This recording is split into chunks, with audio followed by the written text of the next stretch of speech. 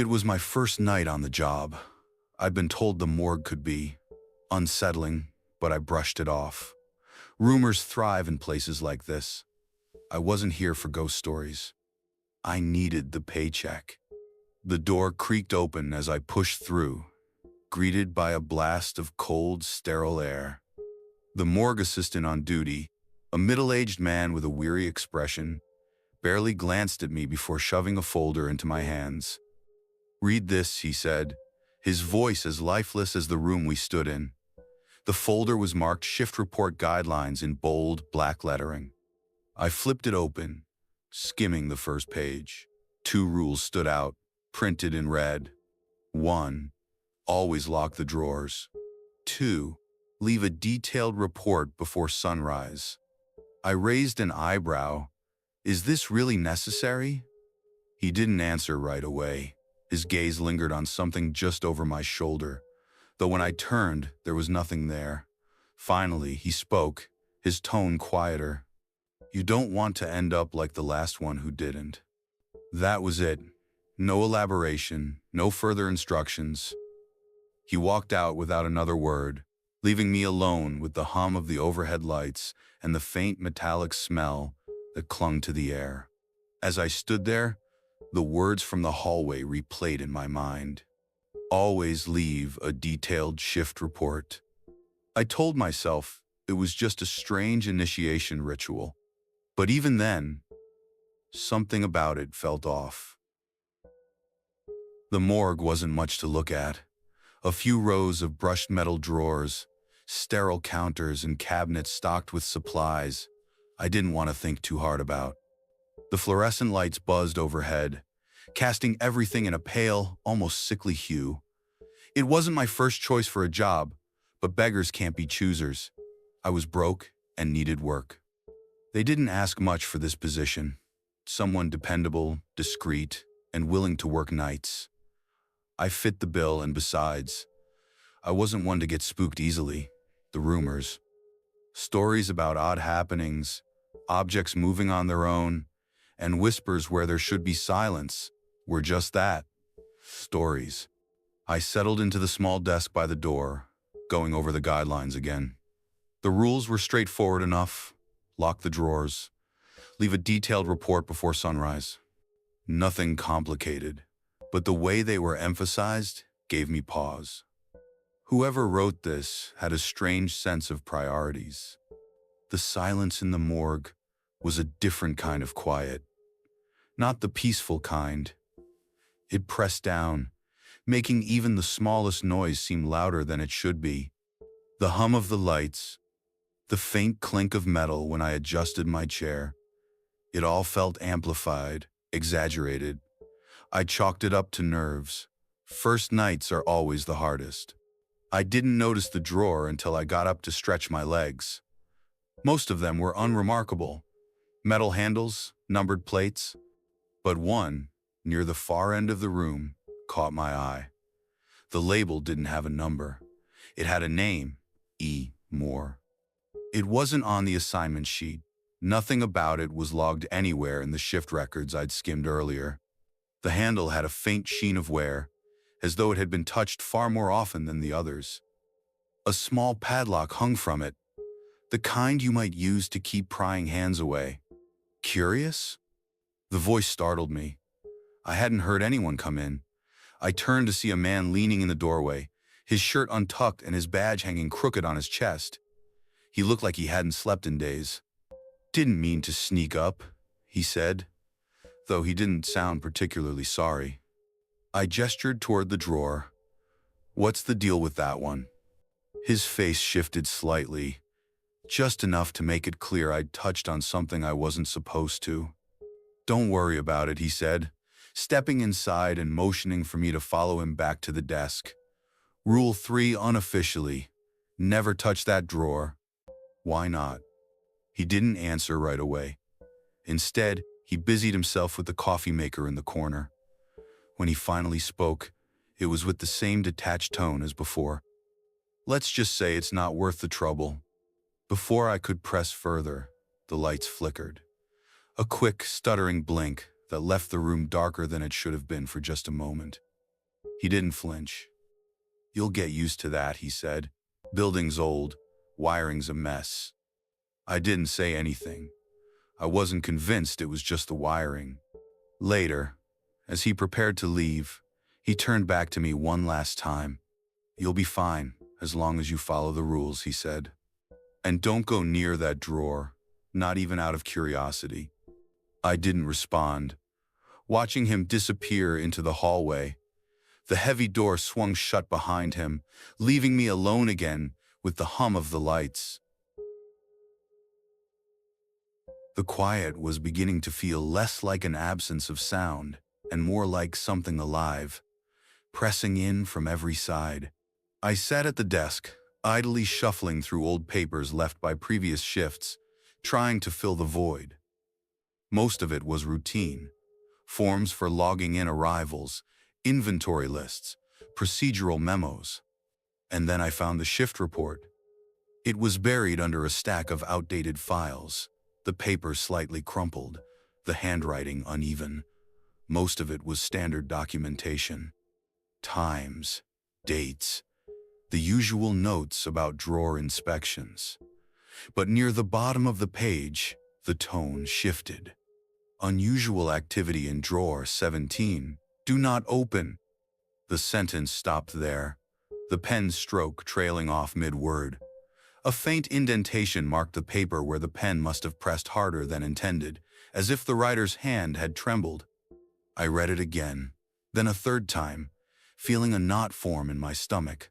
Drawer 17 wasn't on the assignment list tonight. It wasn't even in this room. But I couldn't shake the thought of that other drawer, the one with the padlock and the name. The hum of the lights above deepened, turning into a low buzz, and I became aware of another sound. A faint tapping, irregular and sharp, like fingernails on metal. It was coming from the locked drawer. I froze, listening, trying to convince myself it was nothing. The refrigeration systems, maybe. Something mechanical. But the tapping wasn't steady. It didn't belong. I turned back to the shift report, as though answers might suddenly appear on the page. They didn't. I slipped it back into the drawer and shut it harder than necessary. When the tapping stopped, the silence felt worse. I waited until the next coffee break to ask one of the other night staff, a man named Carter. He was one of those people who spoke without looking you in the eye, always fidgeting with something in his hands. Tonight, it was a keyring. "Do you know who worked the shift before me?" I asked. Carter hesitated, his fingers pausing mid-spin on the keyring. "Why, I found something they left behind," I said, keeping my voice steady. "A report. It didn't look finished." His jaw tightened, and he busied himself with his coffee. "They didn't leave their report," he said flatly. "That's all you need to know." That's not an answer. He didn't respond, just stared into his cup like he was hoping it might swallow him whole. I was about to press him when the lights flickered again, plunging the room into an instant of darkness before buzzing back to life. Carter stood abruptly, muttering something about inventory, and left without another word. The tapping came back an hour later, louder this time. I stared at the locked drawer, daring myself to get up and inspect it. When I finally moved, it wasn't bravery. It was frustration.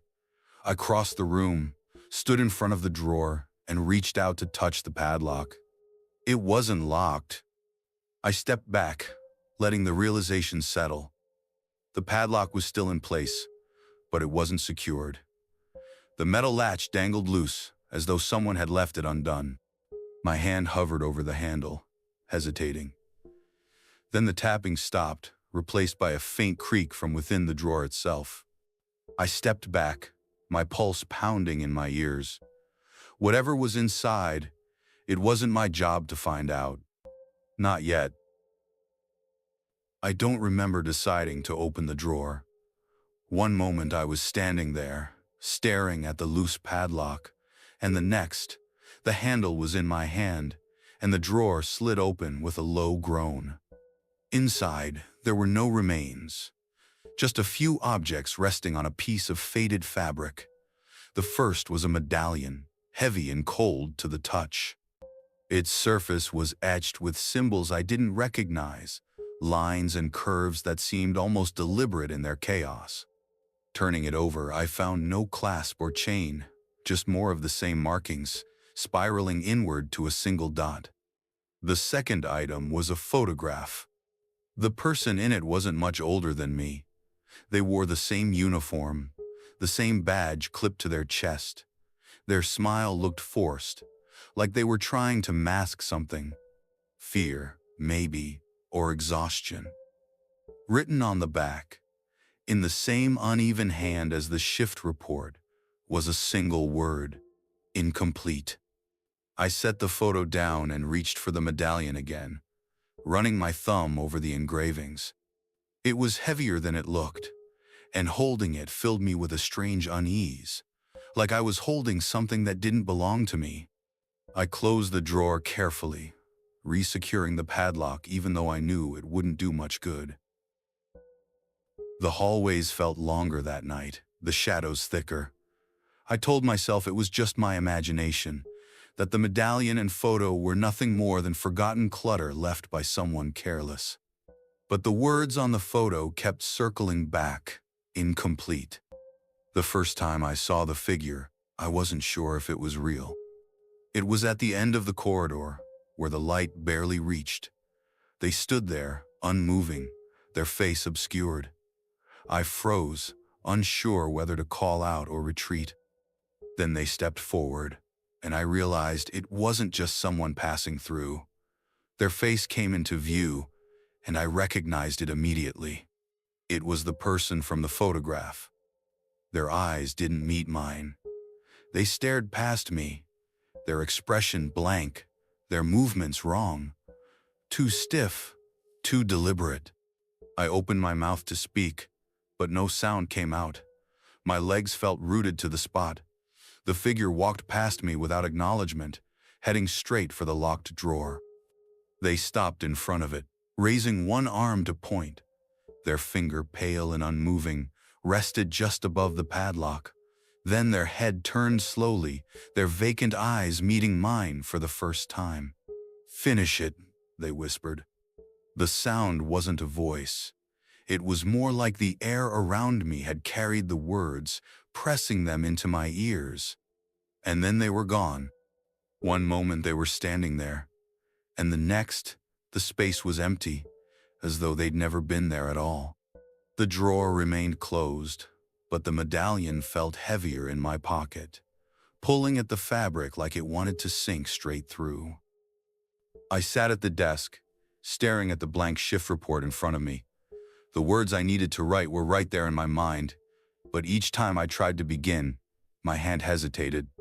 The medallion rested heavily in my pocket, its weight impossible to ignore. Finally, I picked up the pen and wrote, "Drawer 17, unusual activity." Before I could finish the sentence, the room shifted. It wasn't a sensation I could explain. More like stepping into a memory that wasn't mine. The hum of the light snapped off for just a moment, and when they flickered back, the desk was empty. The papers were gone. I looked at the clock. The hands showed a time I'd already lived through, the start of my shift. I blinked hard, trying to clear the fog from my thoughts, but the report was back where I had left it, still blank. The pen rested neatly beside it, as if daring me to try again. The second attempt ended worse. I managed a few words this time, unexplained tapping from drawer 17. The lights surged brighter, flooding the room in a sterile white glare before cutting out completely. My breath caught as something cold gripped my shoulders. Not a breeze. Hands. I stood abruptly, knocking the chair over, but there was nothing behind me. The hands were gone, and the lights buzzed faintly back to life. The report sat on the desk again, untouched, mocking me. The sounds began to escalate. Whispers at first, low and indistinct, just on the edge of hearing. Then louder, more insistent. Finish it. The words came from everywhere and nowhere, curling around my ears like breath. Objects began to shift on their own. The clipboard rattled against the desk. Drawers opened and shut without anyone touching them. A metal tray slid off the counter, hitting the floor with a crash that echoed through the empty morgue. And then the figure returned. It didn't hover at the end of the hallway this time. The same blank expression, the same empty eyes. But this close, I could see the unnatural stiffness in their features. Like a photograph brought to life, they were too precise, too frozen. Their lips moved, forming words without sound. Help me. I stumbled back, but they didn't move closer. They only watched, their lips continuing to mouth the same plea over and over. And then, it was gone. I tried again. The medallion's weight seemed to grow heavier the more I resisted, and every time I touched it, the whispers grew louder. I began piecing the clues together in fragments, fitting them into a picture that I couldn't fully see yet. The medallion wasn't just an artifact, it was a prison. A trap for souls who left something unfinished in life. And the shift report wasn't just a formality, it was a lifeline. The previous worker had died without completing theirs, and now they were caught in this endless loop, reliving the same night over and over. They needed closure, and I was their only way out. But there was a catch. If I finished their report, what would happen to me? Would I take their place? The thought clawed at the back of my mind as I stared at the empty lines on the page. The figure appeared again, closer this time, their face twisted in something between desperation and anger. They slammed the drawer behind me so hard it rattled the entire desk, leaning in close enough that I could feel the cold emanating from their form. Finish it, they hissed. My hand shook as I picked up the pen. The whispers turned into a deafening chorus, and the medallion felt like it was searing a hole through my pocket. I wasn't sure if I could finish the report without condemning myself, but I was running out of options. I gripped the pen like it was the only thing tethering me to reality. The report lay in front of me, its blank lines stretching out like an accusation. The whispers had risen into a low, incessant hum, a cacophony of words I couldn't fully understand, but couldn't ignore. The figure loomed nearby, closer than ever, their presence cold and suffocating. I didn't dare look directly at them, but I felt their hollow gaze drilling into the back of my head. "Hurry," they whispered, the word brittle and urgent. "Before sunrise." I started writing. Drawer 17. Unusual activity. Subject's condition inconsistent with recorded death certificate. As the words spilled onto the page, the air around me shifted. The room dimmed, the fluorescent lights flickering until they cast only a weak, sickly glow. The hum of the morgue's machinery faded, replaced by faint sounds. Wet gurgling, muffled cries, and the metallic scrape of something dragging across the floor. And then I saw it. The first vision slammed into me like a waking nightmare. I was no longer sitting at the desk, but standing in the hallway, watching through the eyes of someone else. The previous worker. The scene played out in fragmented, vivid flashes. A drawer left slightly ajar, the cold mist of condensation spilling out. Hands trembling as they reached to close it, ignoring the rule to always lock the drawers. Shadows pooling unnaturally at the edges of the room, stretching toward them. I felt the panic through them, the realization that something had shifted, that something had woken up. I snapped back to myself, gasping for breath, the pen still clutched tightly in my hand. The figure was closer now, their lips moving soundlessly, urging me forward. I wrote again, my hand trembling. Subject displayed signs of post-mortem movement, attempted to re-secure the drawer, But containment failed. Another wave of darkness rolled over me. Now I was in the body of the worker again, stumbling backward as the drawer slammed open, revealing something I couldn't fully comprehend. Blurred, shifting shapes spilled out, accompanied by a sound like wind through dead leaves. They tried to run, but the morgue's door wouldn't open. They turned back, and the shadows surged toward them, pulling them under, their screams swallowed by silence. The figure's hand gripped my shoulder, and I flinched.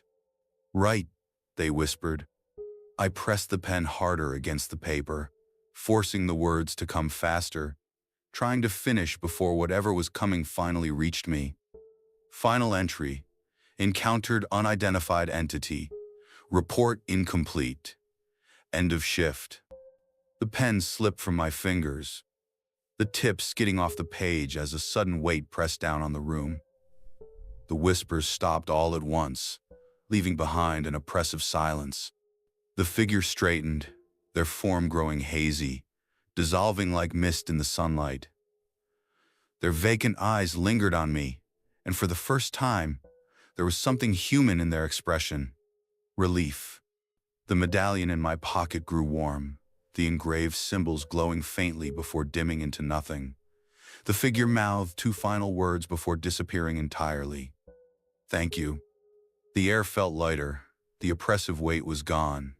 But as the clock ticked toward sunrise, I couldn't shake the feeling that the report wasn't the only thing I'd completed that night. For the first time since the shift began, the morgue was still. The air felt lighter, and the oppressive cold that had seeped into my bones lifted. I sat at the desk, staring at the completed report. My hand ached from gripping the pen so tightly, but I didn't care. It was over. The figure, no, the worker, was gone. They'd vanished in that final fleeting moment, their hollow expression replaced with something softer, almost human: gratitude. I let out a shaky breath, the first one that felt real in hours, and leaned back in the chair. The fluorescent lights flickered one last time before steadying, their steady hum the only sound left. I turned my attention back to the desk, hoping to tidy up and leave this place behind for good. But when my eyes fell on the papers, my stomach sank. There was a new report lying on the desk. My name was written at the top. At first, I told myself it had to be a mistake, some leftover form, an administrative error. But the ink was fresh. The lines were blank, waiting to be filled. I reached out to touch it, and the whispers started again. "Always leave a detailed report." I froze, my hand hovering over the paper,